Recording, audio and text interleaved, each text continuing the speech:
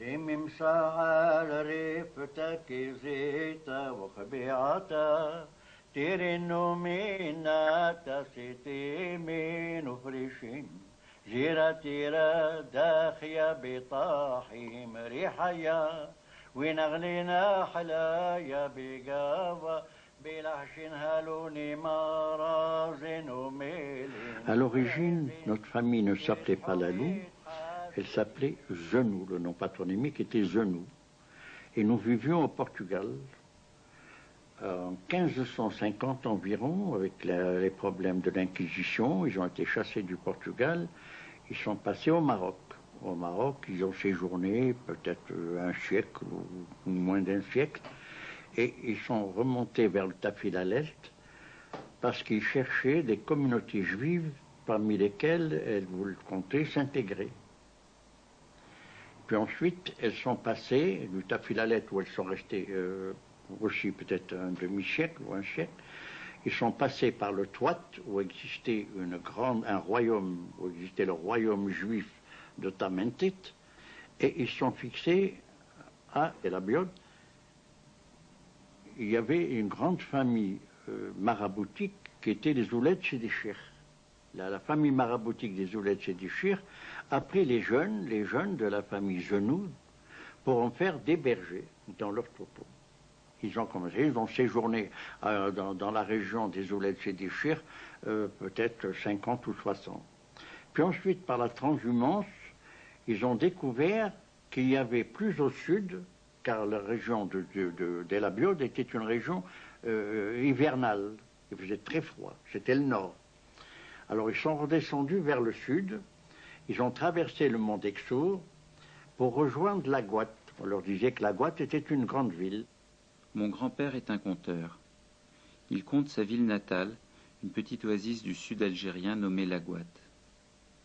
En arabe, la Gouate signifie maison entourée de jardins.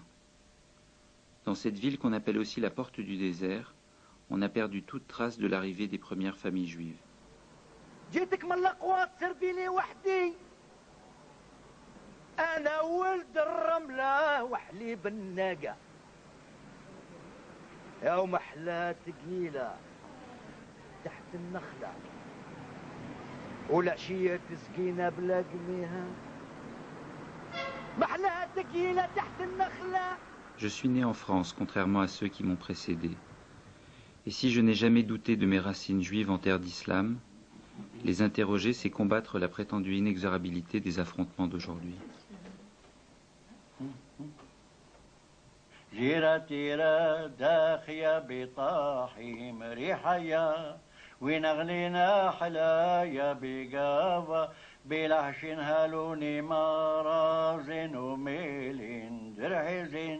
تريد حومي تحاستي ميدين وفريشين تعطيرات كلا برازيم درعلا هيو ميولولا لعيرين قديشين على كل وديخا ويخول بي وديخا كامور بوتيا حيتيا ديخا مسبيخو حيرسون باروخ التأذناي إلهين ملك غلام هم صلحين من عريس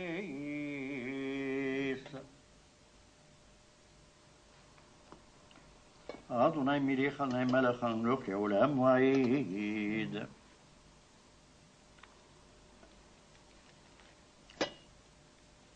Le vendredi soir, chez mes grands-parents, le rituel est en hébreu. Mais avant de rompre le pain, mon grand-père chante une prière en araméen, et dans ces sonorités de l'Orient ancien, j'ai longtemps cru entendre de l'arabe. Je ne sais pas qui est mon grand-père, mais je sais d'où il vient. Le petit garçon flou, c'est lui, le jour du mariage de sa sœur aînée. À gauche, sa mère Nejma, l'étoile, et plus haut, en Gandoura et Burnous, Jacob Lalou, son père. Dès son jeune âge, papa est allé à l'école coranique. son oncle l'avait retiré de l'école à l'âge de 11 ans, mais bien avant 11 ans, dès l'âge de 5 ans, 6 ans, on allait à l'école coranique. C'est ce que nous avons fait nous-mêmes. Mon frère aîné y allait, et moi-même, j'étais avec mes autres frères à l'école coranique, qui consistait à apprendre, à annonner plutôt l'arabe sur des planches, car on ne connaissait pas les livres, hein, il n'y avait pas de livre, c'était une planche manuscrite avec de l'encre de Chine, et on annonnait alif, ba, ta, l'alphabet, ou les bachar, Allahu Akbar, la ilaha illallah, Muhammad Rasulullah. On apprenait l'arabe couramment, l'arabe courant et le Coran. Et mon père était plus érudit que nous. Il avait, lui, appris l'hébreu, l'arabe, le Coran, il lisait couramment le Coran. Dans un inventaire des familles de la Gouatte, pour Jacob Lalou, on peut lire à la rubrique Situation, a épousé sa cousine. Et à la rubrique Activité, magasin, troupeau, banque, coopérative lainière. Mais pour mon grand-père, il est Jacob, son héros, un seigneur aux ancêtres nomades.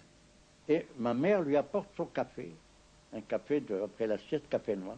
Il ouvre les persiennes, et puis ensuite il ouvre les volets, et il sort dans la rue, il voit un rassemblement dans la rue, devant chez lui, devant le bureau, devant un rassemblement. Alors, surpris, il était en gandoura, négligé, avec un petit gilet en toile, parce qu'il avait toujours ce gilet avec la montre et son porte-louis. Et il avance, et il voit ce rassemblement, il pose la question, il dit, qu'est-ce qui se passe? Et il s'aperçoit qu'il y avait un commerçant arabe qui était juste en face de lui, qui était presque son voisin, en face de la rue, qui vendait des petites herbes, des bagatelles, et qui traînait un jeune garçon de 13 ou 14 ans.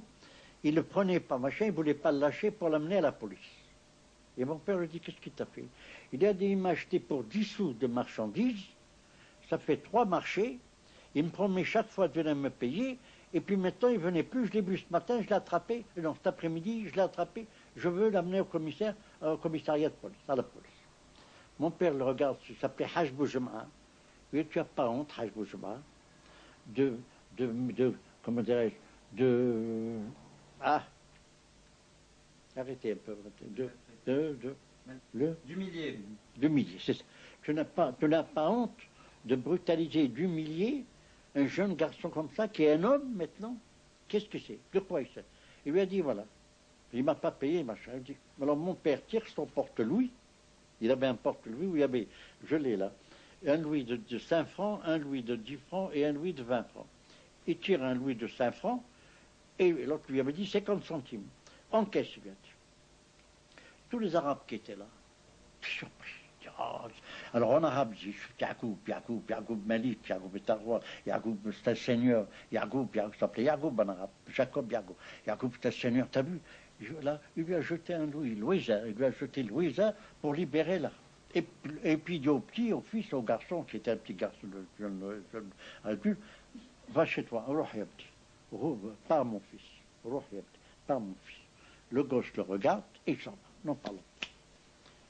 5 ou 6 ans, 5 ou 6 ans après, mon père avait par habitude tous les ans, et deux fois quand j'avais été d'âge déjà où je montais à cheval, on allait à cheval et je l'accompagnais pour regarder, pour voir ses troupeaux, pour visiter ses troupeaux, visiter ses chefs bergers et voir son bien.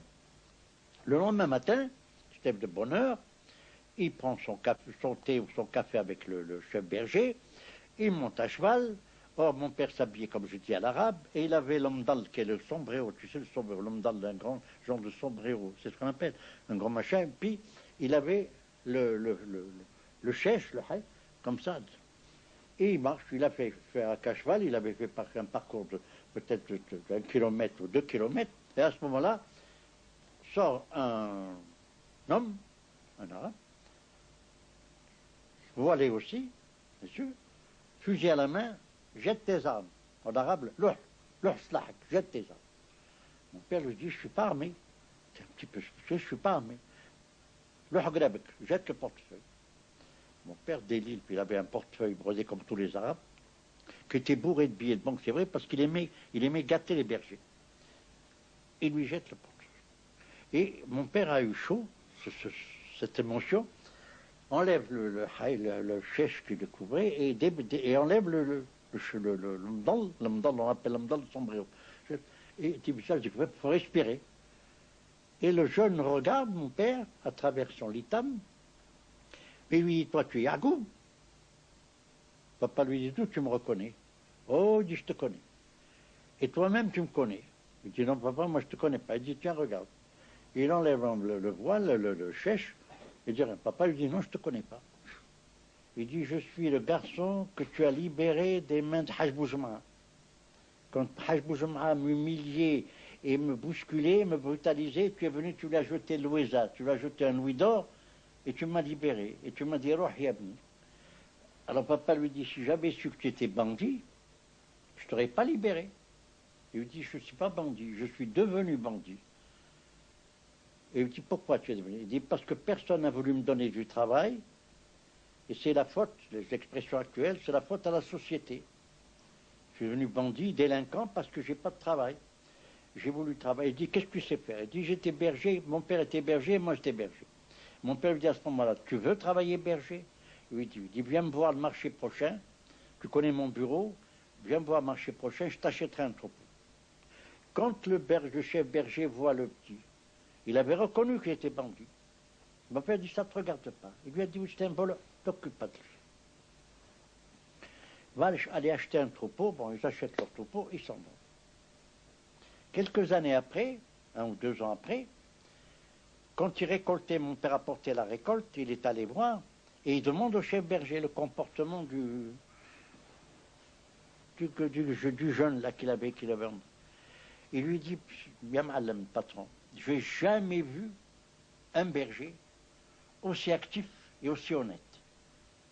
Il lui dit, comment? Il dit, oui. Il ne touche jamais au lait. Il laisse ses troupeaux, ses agneaux, allaiter au maximum. Il ne les prive pas de lait. Comme ça, ils sont beaux, ils sont forts. Il ne va jamais packager dans les endroits où il y a des chardons, où il y a des mauvais machins. Tout. Ses laines sont toujours les plus belles. Et jamais il ne va dans des endroits sablonneux pour que les laines restent pures. Et papa lui dit, alors c'est lui qui m'a porté les belles laines là que je triais et les beaux troupeaux, il dit, c'est lui. Mon père était satisfait, il disait, bon. Après 2 années de voir ce travail pour machin, il dit aux jeunes délinquants, à partir de maintenant, tu n'es plus mon berger, tu es mon associé. Moi, je mets le capital, toi, tu vas mettre le travail, et que le bénéfice, on le partage moitié-moitié. Et c'est là où mon père a lancé en 1900, ou peut-être 1897 ou 98 ou 1900, l'association Capital Travail. Et le bonhomme est devenu plus riche que mon père.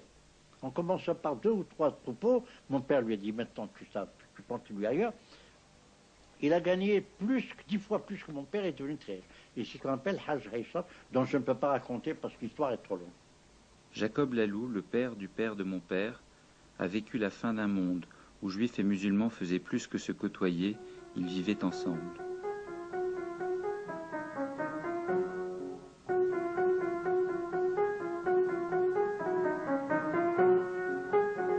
Alors que la Gouette vit encore sous la domination turque, la communauté juive de France, inquiète du sort de ses coreligionnaires, envoie un émissaire dans les régions sahariennes. Le rapport intitulé « État moral et politique des Israélites d'Algérie et les moyens de l'améliorer » indique « Des réunions de familles et des petites sociétés patriarcales nous ont même été signalées dans le sud. Cette population vit parmi les tribus bédouines dans des conditions d'égalité absolue. Ils ne sont point dominés par leurs compagnons et mènent la même vie qu'eux. La culture, la garde des troupeaux sont leurs occupations principales. Les juifs bédouins portent le costume des indigènes et rien n'établit entre eux d'humiliante séparation. »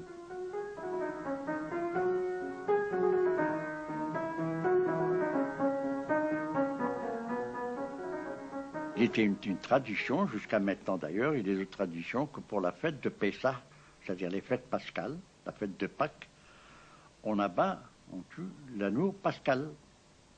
On fait l'offrande de l'agneau pascal. Et bon, papa recevait de ses troupeaux des agneaux. Mais le jour de la veille de Pâques, l'avant-veille de Pâques, le chef, le calife, et les bachagas et les caïds venaient voir mon père de ne pas prendre d'agneaux de ces troupeaux. C'était eux qui fournissaient. Et ils recevaient 5, 6 agneaux, 8 agneaux qui venaient de partout. Alors il ne touchait pas, on lui apportait quand même de sa production, de ses troupeaux.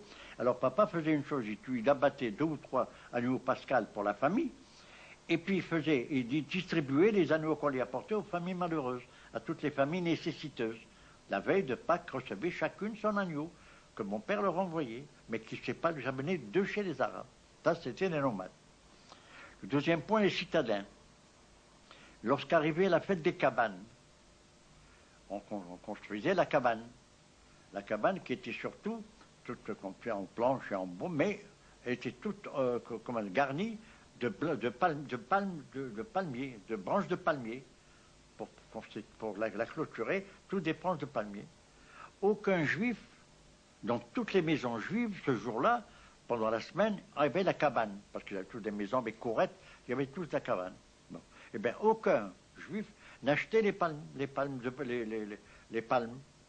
palmiers.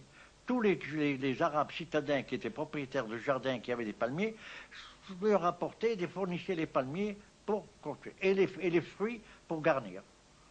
Les fruits et les palmiers, aucun juif n'achetait. Nous-mêmes, nous avions, nous, les palmiers, mais malgré tout, les gens nous apportaient la charge de palmiers pour contribuer à la fête. أنا ولد الرملة وحليب الناقة. جيتك من الأقوات سربي لي وحدي. أنا ولد الرملة وحليب الناقة. يا ومحلى ثقيلة تحت النخلة. والعشية تسقينا بلا قميها. محلاها ثقيلة تحت النخلة. والعشية تسقينا بلا قميها. ياي ياي ياي ياي ياي ياي.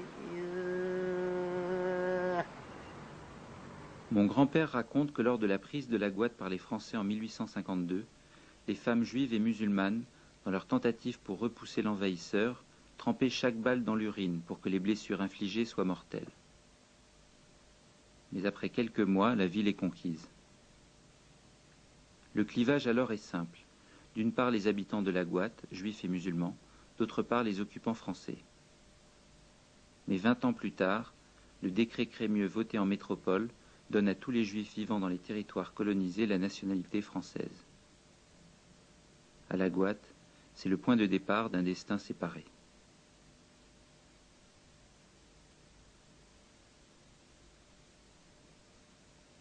Mais pourquoi la Gouate? En 1988, ma mère termine un travail de recherche à partir de témoignages familiaux et d'archives officielles. Dans sa dédicace, elle écrit « Pour que la tradition perdure, que le souvenir et l'affection s'en nourrissent, comme ce livre est d'ailleurs signe d'amour. » Un été, alors que nous étions réunis, j'ai décidé de faire des essais pour le film à venir. Ma mère est morte. Je reste avec ces images d'un moment entre nous. Avant moi, elle aussi a fait ce trajet de l'Orient rêvé à l'Orient vécu. Le rôle des Juifs après l'arrivée des Français avait radicalement changé, c'est-à-dire que c'était devenu des intermédiaires entre les Français et les musulmans. Donc ils avaient un rôle encore plus déterminant pour les musulmans. Peut-être préciser leur statut d'ailleurs. Parce que les Juifs avaient bénéficié du décret Crémieux, donc ils avaient la nationalité française à la Gouate. C'est une des dernières villes du sud saharien à avoir bénéficié du décret Crémieux. Donc le fait qu'ils aient la nationalité française sans avoir à le demander, parce que s'ils avaient dû le demander, ça aurait été beaucoup plus complexe pour eux, parce qu'ils auraient eu justement l'impression de trahir.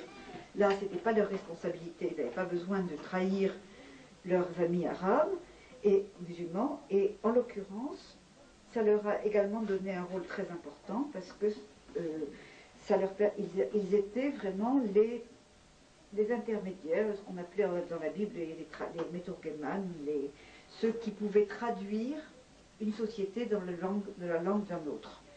Et en particulier,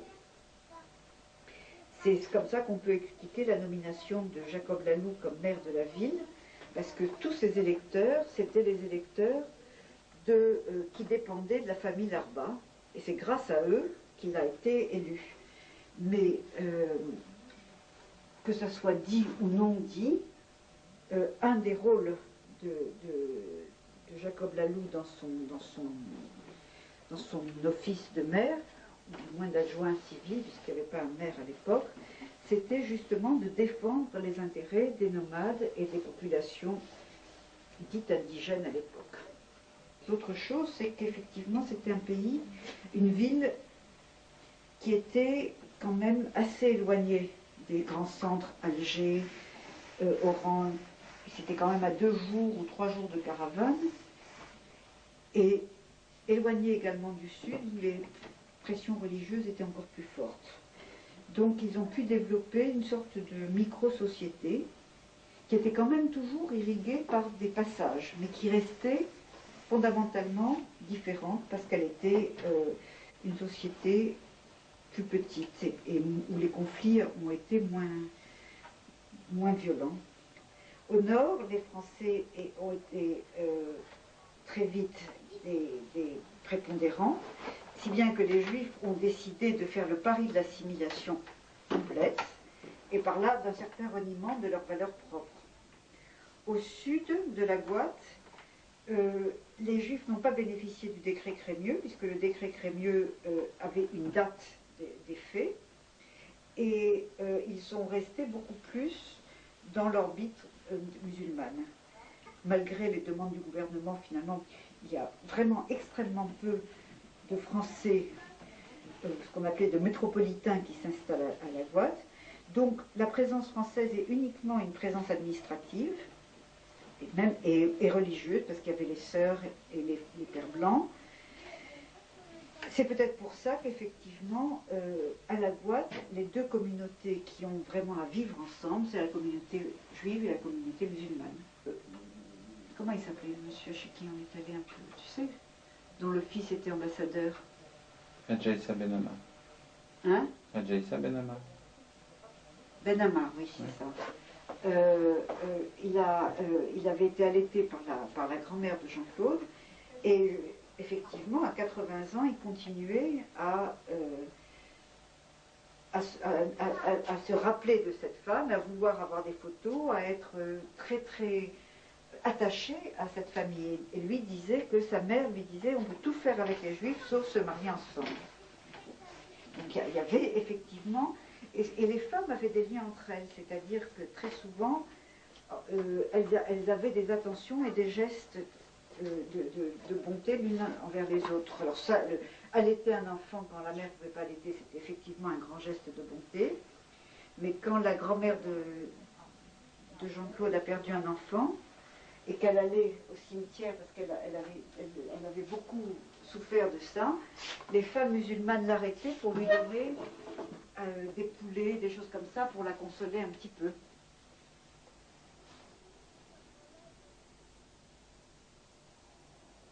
Et ça, c'est mon grand-père maternel, Boishak, le père Isaac. On l'appelait que le père Isaac, Boishak, même les Arabes l'appelaient Boishak. Ça, c'est mon père, en tenue de Troisième République, son écharpe de mer. Bon. Ça, c'est mon père en tenue arabe. Là, il s'est habillé comme ça qu'en 1923 ou 24. Mais jusqu'à cette date, il était habillé comme ça. Et il mettait l'écharpe sur sa gandoura. Là, c'est le Khalifa Djelloul. C'est le grand chef de la Confédération des Larba, qui est grand croix de la Légion d'honneur. Quand il venait à Paris, il était reçu à l'Élysée. Enfin, c'était l'une des plus hautes personnalités sahariennes et algériennes. Il avait autorité sur... Voilà. Là, c'est le Bachagal Agdar, le père du Khalifa Djelloul, qui était aussi chef de la Confédération des Larba. La famille Laloux était liée d'amitié aux deux plus puissantes familles musulmanes de la région. D'une part, les détenteurs du pouvoir spirituel, la confrérie religieuse des Tidjani, dirigée par leur marabout, et d'autre part les nomades Larba. L'Arba veut dire 4, comme les 4 tribus qui composaient cette confédération de 10 000 hommes. Certains d'entre eux ont combattu en métropole en 1914 et par leur participation à la Grande Guerre ont obtenu la nationalité française et le droit de vote. Dans le bureau de mon grand-père à Paris, les photos de famille côtoient celles de leur chef traditionnel. Jacob Lalou a été proche des 3 générations qui se sont succédées à la tête des Larba. Le Bachaga Djeloul, le Bachaga Daïlis son fils, le Bachaga Maroun son petit-fils.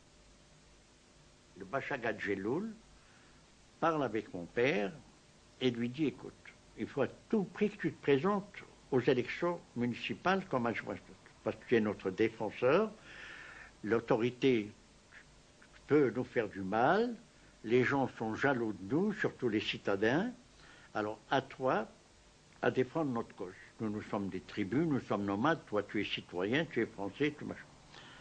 Et d'un autre côté, Sidi Ali Tidjani, qui était le chef de la confrérie des Tidjaniya, appelle mon père et lui dit aussi, il faut que tu te présentes parce que tu es le seul qui défend notre confrérie, qui défend nos religions. Si les autres nous font du mal entre nous, au moins tu es là pour nous défendre. Mon père leur dit, écoutez, moi j'avoue que je ne me serais pas présenté, mais puisque si vous trouvez que vous avez intérêt, je me présenterai. Et il pose sa candidature.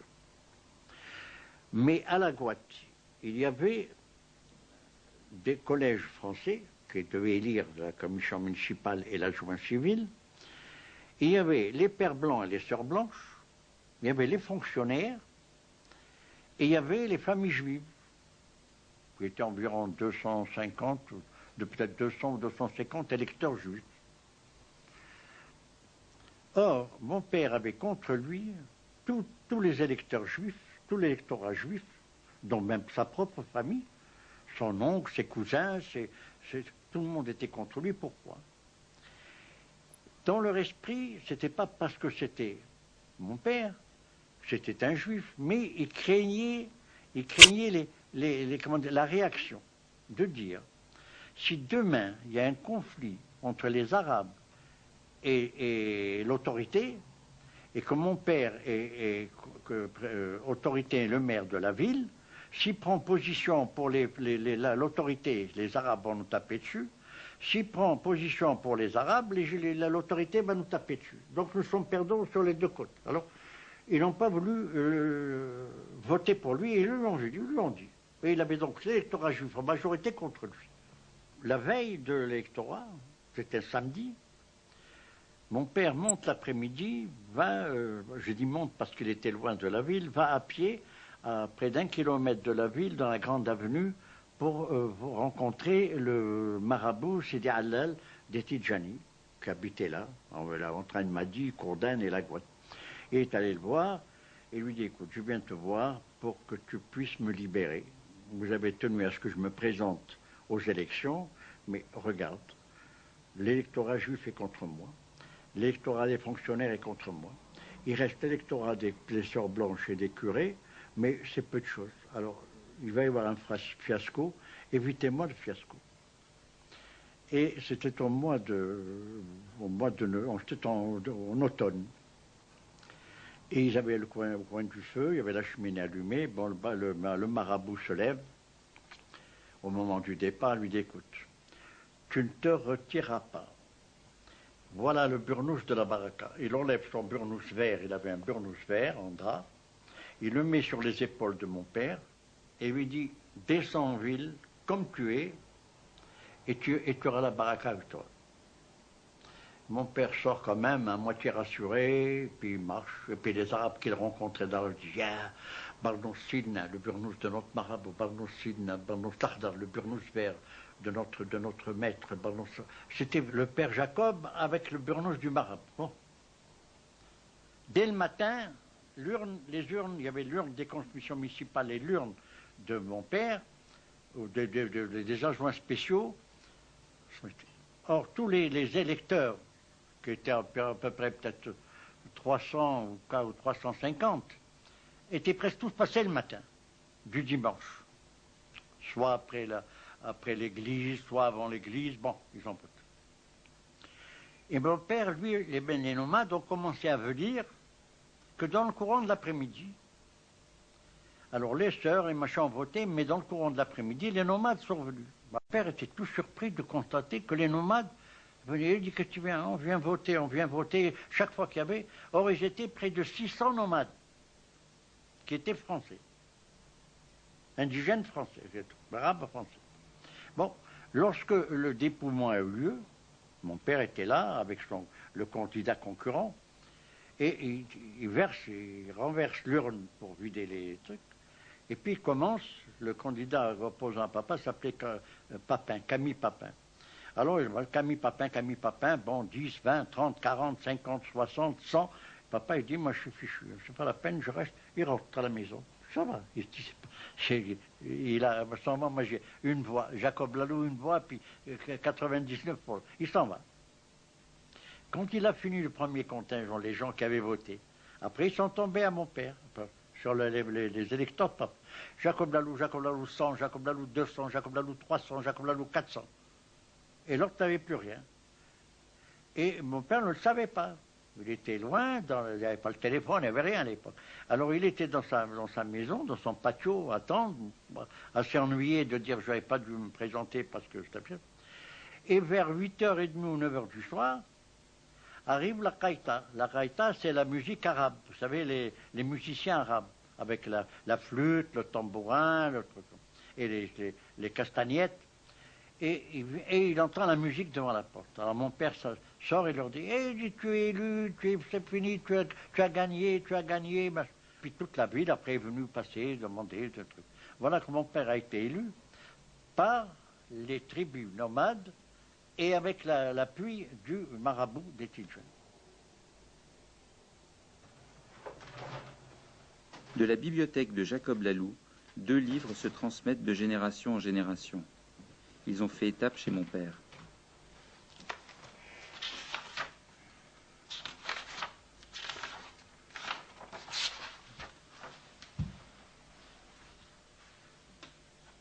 C'est pas marqué Beyrouth quelque part. Ce qui est marqué là, c'est quoi sur la planche? Ça c'est le Kitab al-Quds et une Kitab al-Ahd al-Qadim ou al-Ahd al-Jadid, donc c'est le livre saint, le livre d'Israël, avec les écritures de l'Ancien Testament et du Nouveau Testament. Et donc ça aussi c'est une vraie traduction? Ah oui, ce sont des mots arabes, il n'y a aucun mot hébreu. L'Asrah al-Awwal, donc le premier chapitre, donc, puisque en hébreu on dit la première paracha, Takwin, et c'est donc la Genèse. وفي البدن خلق الله السماوات والأرض, et au commencement Allah a créé le ciel et la terre, et c'est Allah. Dans l'autre, dans le Coran en hébreu il n'y a pas le nom d'Allah. Le Coran en hébreu c'est Elohim. Hu Elohim Ahad. En arabe c'est Qul Allahu Ahadun. Et là ils disent Hu Elohim Ahad. Dit Dieu est un. Et Allahu Samadun, Elohim Olam. Donc Lo Yalid, Lo Yulad, Lo Hulid, Lo Nulad, Lo Yadama, Lo Hol Notsa Yatsur, Lo Yakul Lahu Kuf'a Ahadun. Et personne ne peut l'égaler. Ces 2 livres appartenaient à mon grand-père. Mon grand-père avait une Torah en arabe et un Coran en hébreu. Alors comment il les a acquis, moi je ne le sais pas, et mon père ne l'a pas dit, mais ce que je pense, c'est que, et ce que j'ai vu et j'ai vécu, c'est que mon grand-père, lui, avait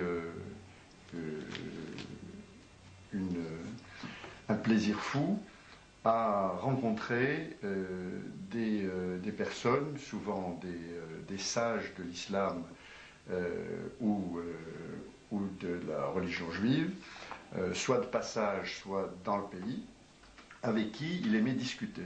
Je ne pense pas que ce soit un érudit. Mon grand-père n'était pas érudit. Je pense qu'il était un autodidacte intelligent. C'est-à-dire qu'il avait une intimité profonde avec les textes parce qu'il pensait profondément que les textes servaient aux relations humaines et à une fraternité communautaire. Rien n'indique dans ses livres qu'il appartenait à quelqu'un d'autre avant lui. Donc lui, pour s'assurer que ça resterait chez lui, et comme il avait l'habitude pour tous ses livres, il les a marqués de son sceau. Il avait un tampon de commerçant à la Gouatte, à son nom, Jacob Ben Marlou Ben Lalou, et il a marqué en arabe et en français, il a marqué donc tous ses livres pour pas qu'on les lui prenne ou pour simplement les identifier dans sa bibliothèque.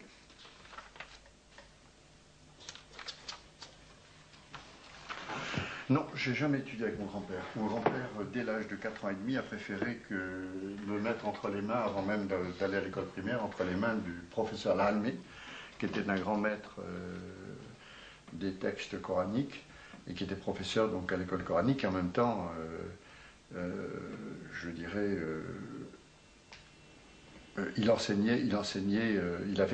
avait une sorte de cercle d'études. On dirait aujourd'hui un cercle d'études. Et le professeur Lalmi avait 4 ou 5 élèves qui avaient 4 ans et demi, dont moi, à qui il a appris l'arabe et le Coran pendant 6 mois.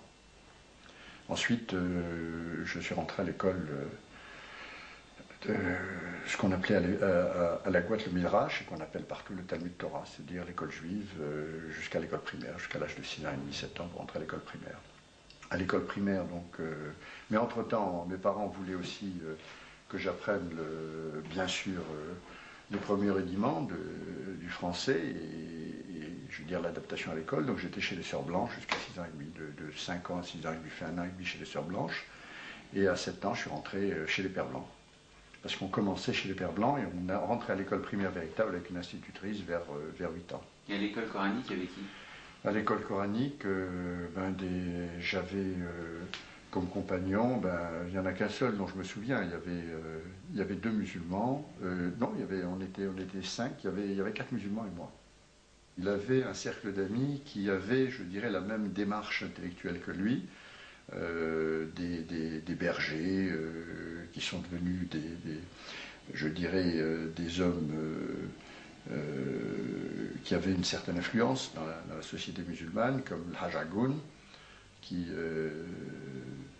était un grand éleveur et qui avait un commerce et qui était très versé dans les textes de l'islam.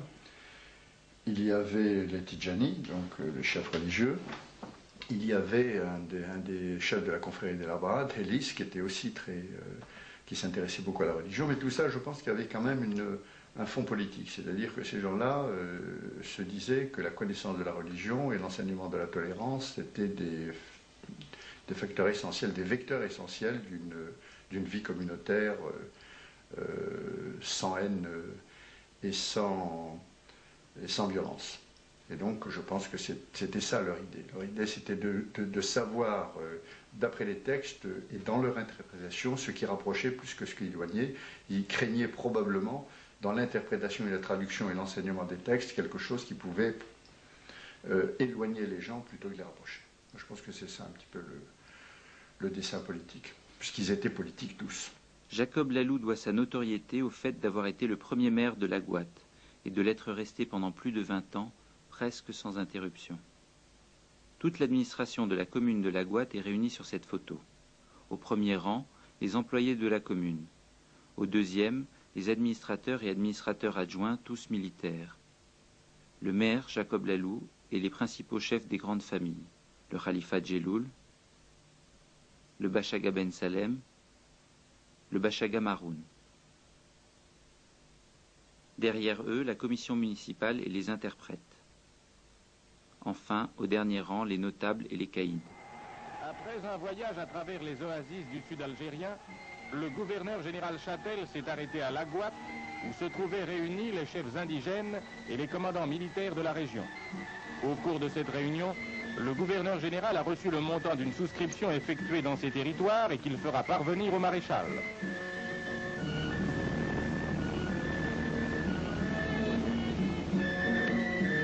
Dans ses actualités de 1942, parmi les personnalités qui accueillent le représentant de Vichy, le maire Jacob Lalou n'apparaît pas.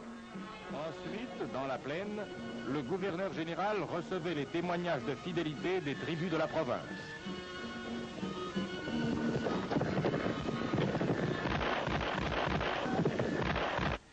Lorsqu'il y a eu les lois de Vichy, en 40, ou en 40, oui, l'administrateur en chef, qui était le chef de la commune, fait appeler mon père, le chef administratif, et lui dit « Monsieur Lalou, vous me rendez votre écharpe, les instructions que nous recevons, vous n'êtes plus citoyen français, du fait que vous êtes indigène, vous ne pouvez plus assurer vos fonctions de maire. » Mon père lui dit « D'accord, ça va, il rentre chez lui, n'en parlons pas. » C'était vers 1940.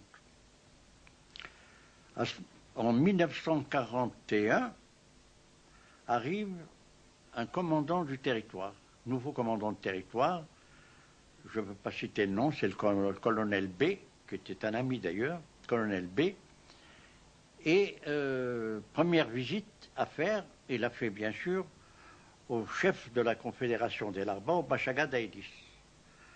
Le Khalifa Djeloul était mort à l'époque. Il est mort en 40. Donc c'est Bachaga Daïdis qui a pris la suite. Alors, le colonel du territoire se rend au Milok, à la propriété du Bachaga Daïdis, et la table était mise, une table pour le thé, c'était dans l'après-midi, pour le thé était posé, les gâteaux. Bon. Et il y a une tradition chez les Arabes, nomades, surtout les tribales, que ce soit pour un repas, ou que ce soit pour une réception, c'est le maître de maison qui fait le service. Ce n'est pas le domestique ou le serviteur. Par hospitalité, c'est lui qui fait le service. C'est le chef qui sert ses invités. Alors bon, puisque tu s'assois, et puis le Bachaga prend, les verres à thé étaient posés, il prend la théière pour servir le thé au colonel. Il prend le verre, et à ce moment-là où il avait la théière à la main, le colonel lui dit... Vous savez, Bachaga, je viens d'arriver, mais je vais prendre des dispositions qui vont vous satisfaire et vous faire plaisir. Et Bachaga, étonné, dit oui, de quoi il s'agit.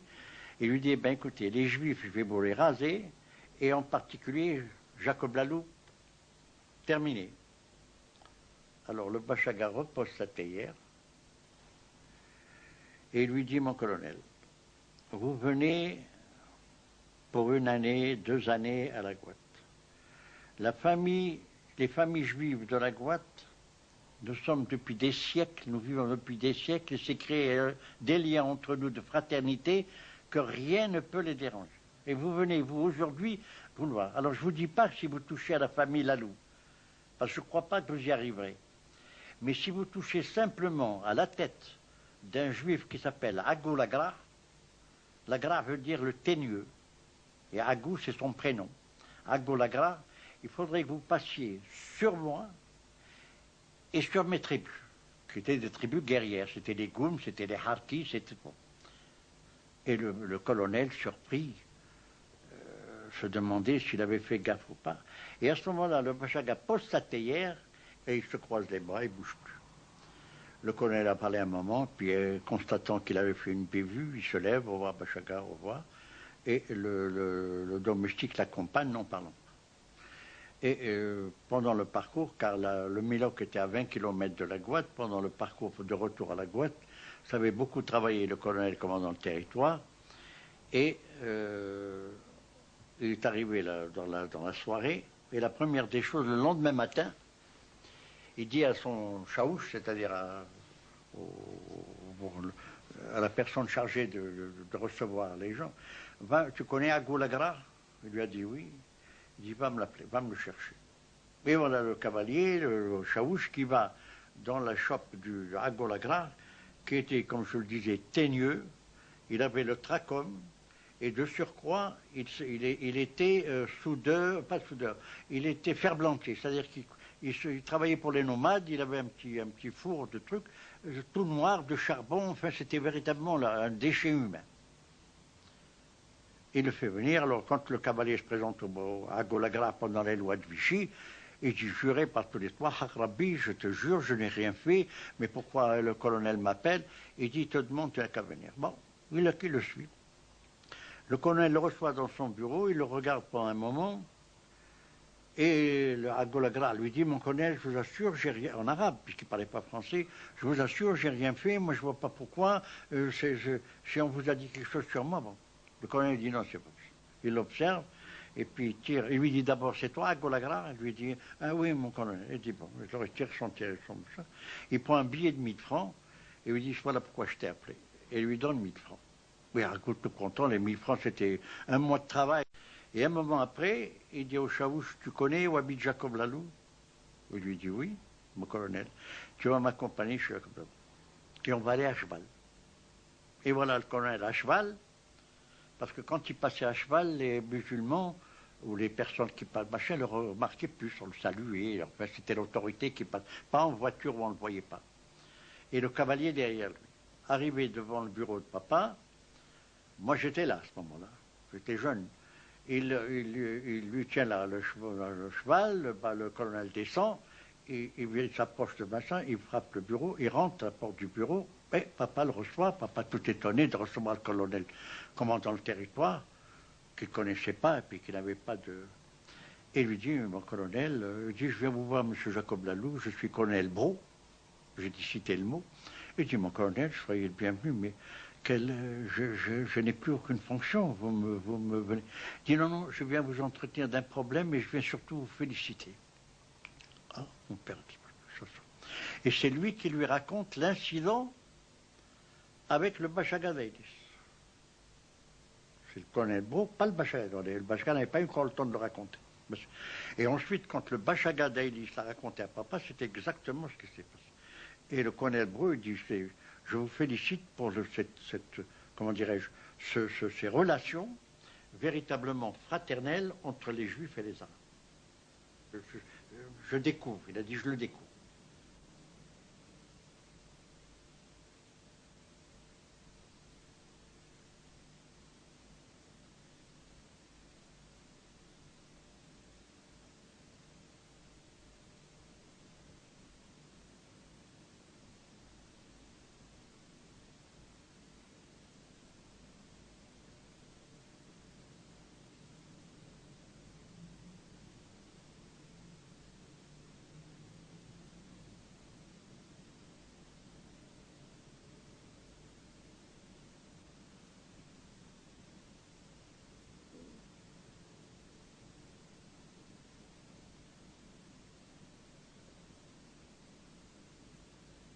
Et puis cette histoire s'est passée sur un temps si court. Jacob Lalou quitte la Guadeloupe pour Alger en 1948 et l'Algérie définitivement en 1962. Depuis son arrivée à Paris, prostré chez lui et vêtu de blanc, il répétait sans cesse « J'étais un palmier du désert, on a fait de moi une plante d'appartement. » Il meurt la même année, l'année de ma naissance. Quant à Nejma, mon arrière-grand-mère, elle n'a jamais parlé un mot de français. Elle sortait tout droit de ce monde où une évidence qui semblait perdue s'est transmise.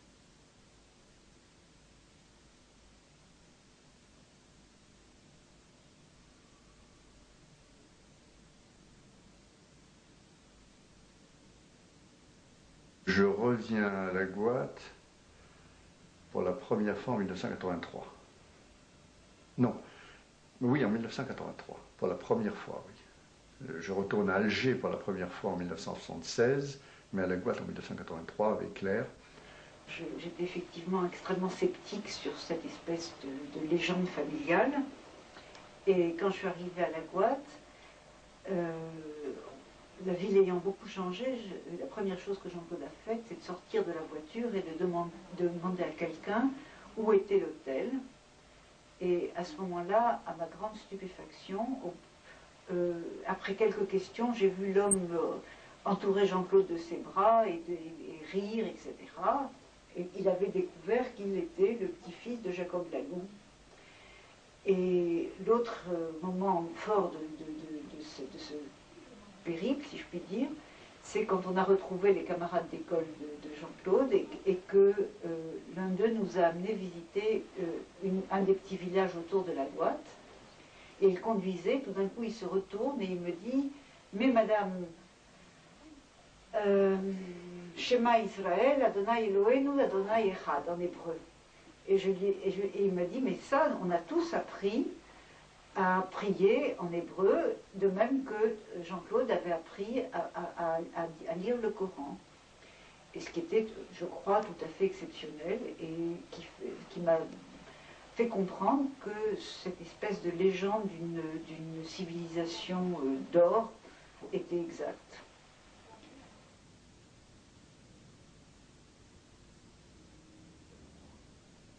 Je ne sais pas qui est mon grand-père, mais je sais d'où il vient. Mon père a quitté la Gouatte à l'âge de 10 ans, d'abord pour Alger, où il fait ses études secondaires, puis pour Paris définitivement avec le reste de la famille. 40 ans après son départ, je suis revenu avec lui dans sa ville natale. Ça, c'était mon directeur d'école, Kada. C'était le directeur de l'école primaire. Kada, qui est devenu maire après grand-père. Il a remplacé mon grand-père en 1948 comme maire.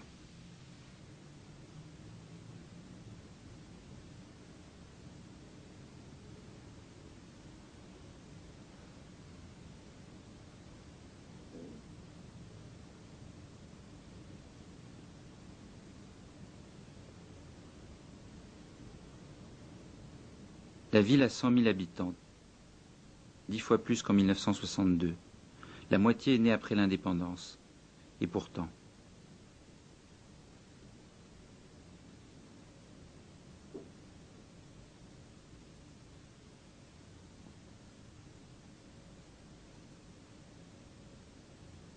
Ce qui me plaît dans cette mémoire qu'attaquent le temps et les faits, c'est qu'elle existe et se transmet.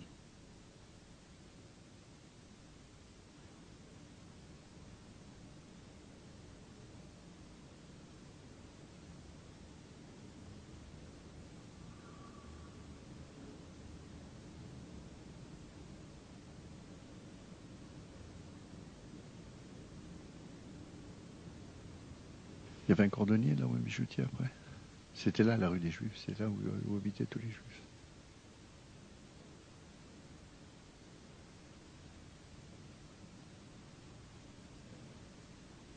On avait vu le cordonnier, il connaissait très très bien, il se rappelait on lui montrait les photos, il se rappelait de tout le monde.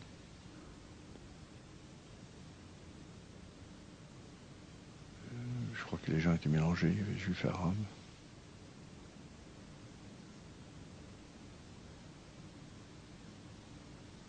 Le quartier juif était un quartier du côté de la mosquée, derrière la synagogue.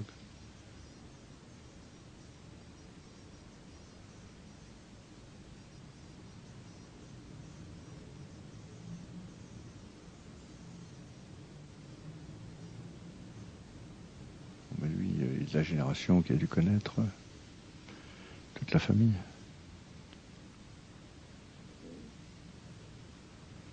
Ça, c'est Haj Issa Ben Ammar, qui a été un militant du FLN pour l'indépendance. C'était un grand ami de papa, il faisait la même chose, du transport, du commerce. Il avait beaucoup d'admiration pour ma grand-mère et beaucoup d'affection pour elle. Je vais laisser une photo d'ailleurs de ma grand-mère habillée avec sa grande robe en velours brodé et son turban.